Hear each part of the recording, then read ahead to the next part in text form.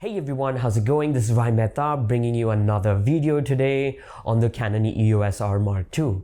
Yes, that's right. We'll be talking about the rumors that are surrounding the new Canon EOS R Mark II. Of course, these are just rumors, so please take it with a pinch of salt. And without wasting any more time, let's just jump right into it. So the camera is expected to be a 32 megapixel camera, which is not a big jump from their Mark I version, which was 30.3 megapixel.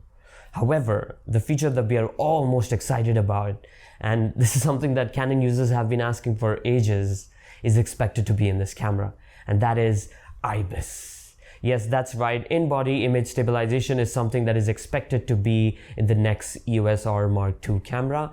I'm really excited to see what Canon does with it, so that's that. So the camera is expected to have the Digic X or Digic 10 processor. It's probably not going to be the one that's there in the 1DX Mark III, but how different it is going to be, we don't know yet.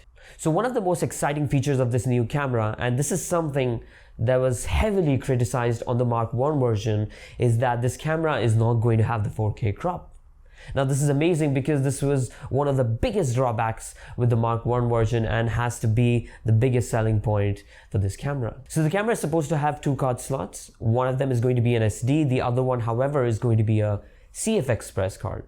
Now I find this rather fascinating because CF Express cards are super fast. When I say super fast, they process a GB of information per second, which begs to question that what it is that this camera is offering that we need such high-powered memory cards to process that data. So I'm not really sure what they're going to do with their 4K, but 10-bit 422 is something that would be really amazing for this camera.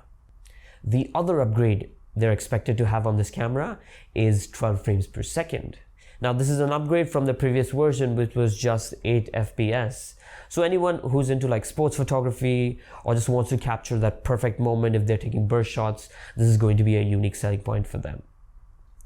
Other than that, we don't really have a lot of information what all things are going to be offered in this new camera. There's no information about whether it'll have 120 FPS in 1080, because I think that will definitely be a unique selling point for all the content creators who are creating content for Instagram and doing those epic B-roll movies.